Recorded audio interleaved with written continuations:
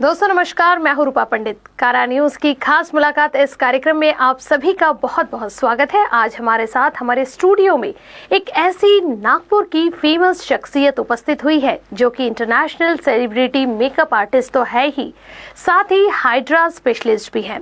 Anjali Deshmukh ma'am, आपका हमारे studio में आने के लिए बहुत बहुत धन्यवाद।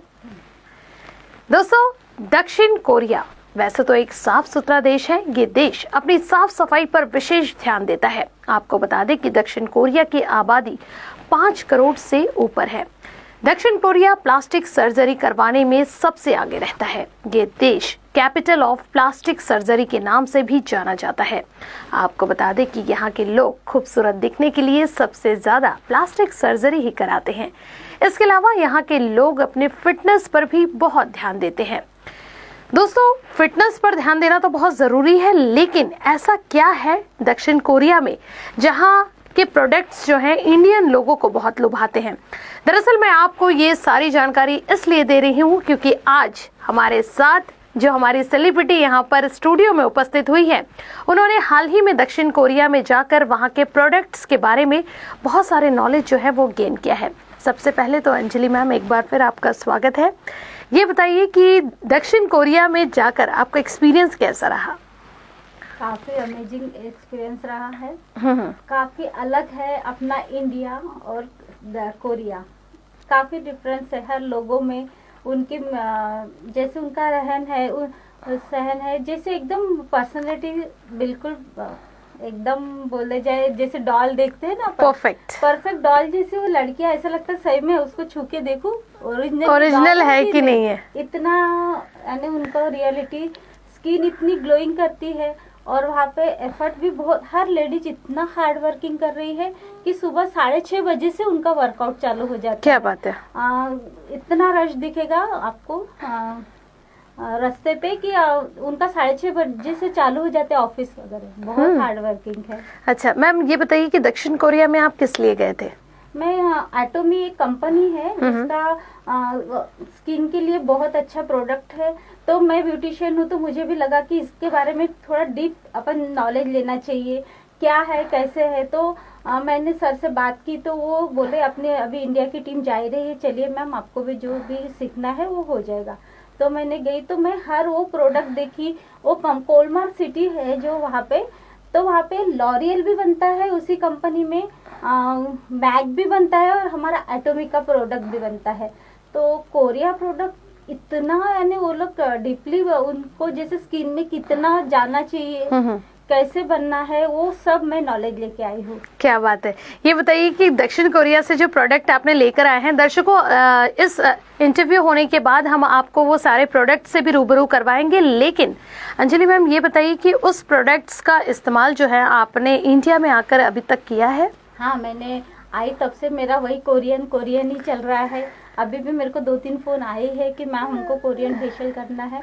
तो कोरियन फेशियल का यही है कि इंडियन प्रोडक्ट जिस तरह से उससे एकदम जैसे कितना अपना डस्ट निकल, जैसे नॉर्मल क्लींजिंग अपना इंडियन क्लींजिंग क्या होता है, अपन नॉर्मली क्लीन करता है, लेकिन कोरियन क्लींजिंग का जो डीप क्लींजिंग है वो पूरा अपना 7th लेयर तक जाके डीपली उसको मॉइस्चराइजर करके अपना स्किन को क्लीन करता है। मतलब फर्क दिखता है ओनली क्लींजिंग से ही।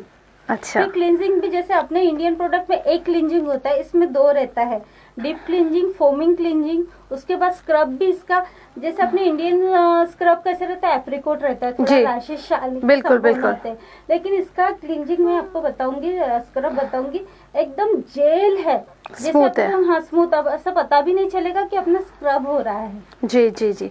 ये बताइए कि दक्षिण कोरिया के लोग, जैसा हमने सुना है कि साफ सफाई पे बहुत ध्यान देते हैं, अपने फिटनेस पर बहुत ध्यान देते हैं, तो क्या कोई भी चीज जो है इंटरनली यूज करने से स्किन अच्छी होती है या फिर दोनों चीजें मायने रखती है? दोनों चीजें मायने रखते हैं, क्योंकि हमने 10-12 दिन रुके हैं वहाँ पे, देखा खाने में कोई मसाला नहीं है, खाने में ना ऑयल है उनके और ना ही तीखा भी नहीं है।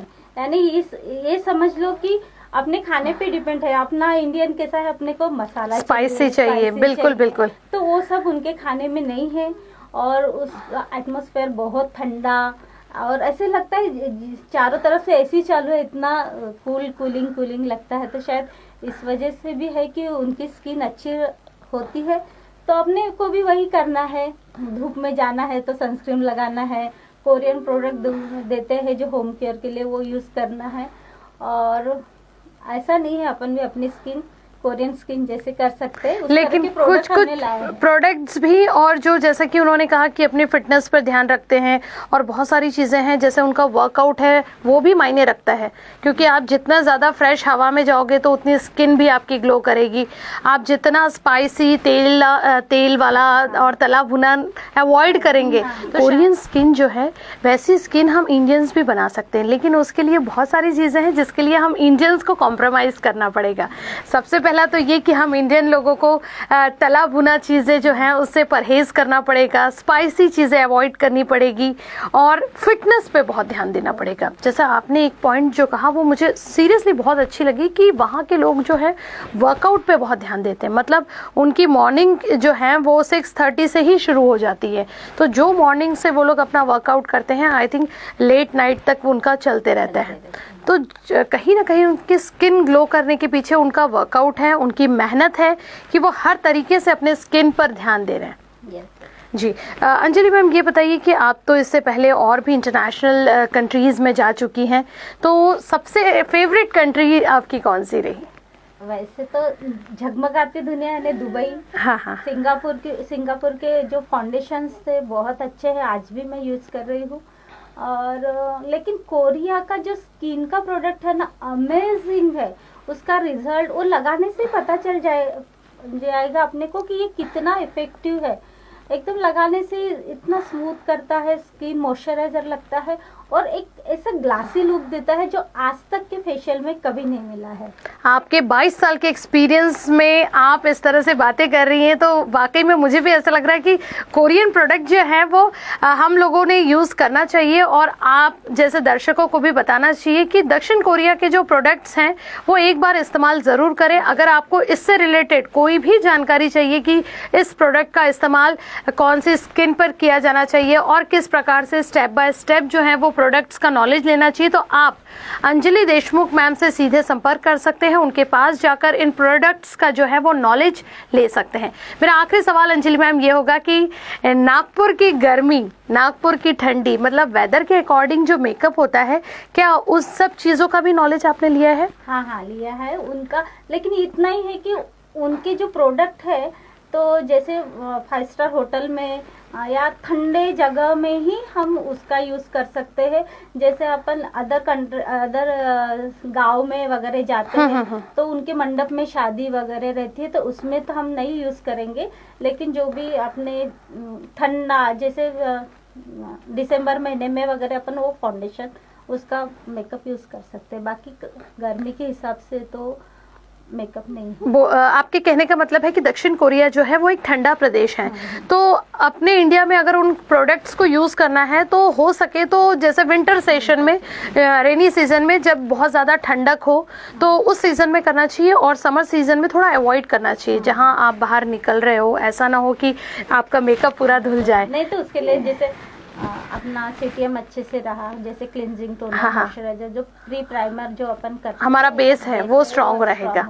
उसका मिस्ट बहुत अच्छा है जो मेकअप में यूज होता है। लिपस्टिक काफी अच्छे है, फाउंडेशन भी अच्छे है। ऐसा कोई चीज नहीं है जो अपने को अच्छा ना लगे कोरिया। क्या बात है। और जैसा कि मैंने आपको कहा कि एक बार फिर मैं आपको बता दूं कि इस प्रोडक्ट से रिलेटेड या फिर हाइड्रा फेशियल जो कि डीप क्लिंजिंग होता है, इससे रिलेटेड अगर आपको कोई भी जानकारी चाहिए तो आप सीधे अंजलि देशमुख मैम से संपर्क कर सकते हैं, या फिर अधिक जानकारी के लिए किस तरह से प्रोडक्ट का नॉलेज लेना है या फिर कोई और प्रोडक्ट के बारे में भी जानकारी लेना है तो आप इनसे ज़रूर बात करें।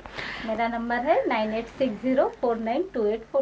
क्या बात है। कारा न्यूज़ की खास मुलाकात इस कार्यक्रम में मैं एक बार फिर आपको बता दूं कि आज हमारे साथ हमारे स्टूडियो में उपस्थित हुई थी international celebrity makeup artist Anjali Deshmukh ma'am. कारा न्यूज़ में खबरों का सिलसिला लगातार जारी रहेगा। मैम एक बार फिर आपका हमारे स्टूडियो में आने के लिए बहुत बहुत धन्यवाद।